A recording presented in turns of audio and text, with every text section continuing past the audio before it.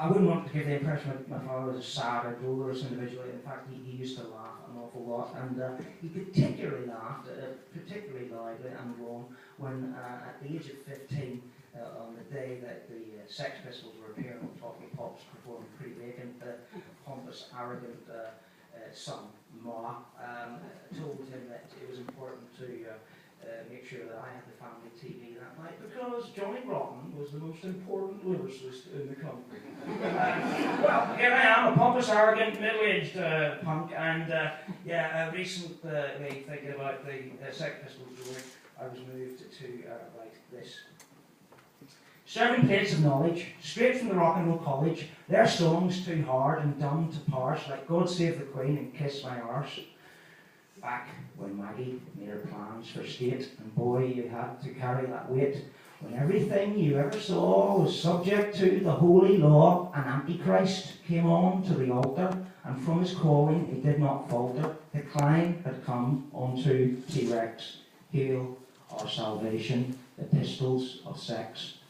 Theirs was a name to make children snigger, but most determined to pull the trigger, setting off their sonic gun to lift proud hearts and faint ones stung.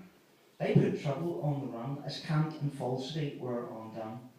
England's dreaming came alive, a dustbin where wildflowers could thrive.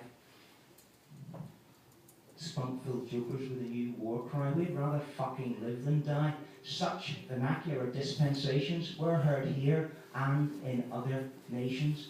Like a seeking wind needing suture, we find a healing in their no future.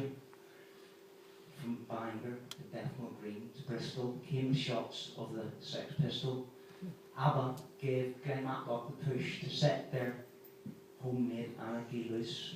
If you were late to hear the call, then Holidays in the Sun must have broke through the wall.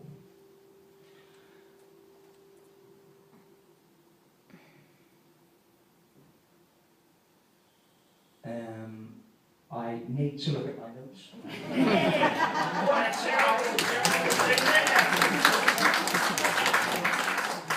Yeah.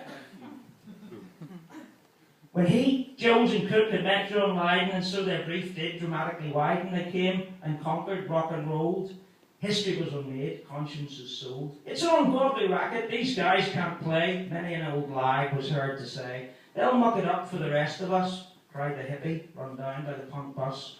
But striking firemen, rastas, punks and Jews, Irish mixed mods and soulboy crews, they came to fan the righteous flame from which fashionistas would eventually gain, swooping just like a vulture, as capital co-opted this youth culture. But first the caper, then the chase, making a mockery of the royal face, a safety pin poster by Jamie Reid, and a virgin release fulfilled our need. And soon there came another ditty, declaring that to be vacant was pretty. In these and other dealings, did our pistols really have no feelings? That could be true of Zombie Sid, smacked out from the drugs he did, the long road out to San Francisco. That was where they met their death disco. Then Johnny, as the doting son, sung a song for his dying mum. Sid and Rikers, Nancy gone, in the 27 Club, you don't live so long. But Glenn's tunes were built to last, never too far gone and never past. Hearing them, I still feel close to God, like 17 again, singing, I'm a lazy sod. Things once thought not to be nice, like indolence, outspokenness and vice, in pistols' hands became a liberation. Transgression bred a fascination. For just a moment, a blink in time, they laid down a profane line. Slumber hour had come and gone, and so we rose up and sung the pistol song.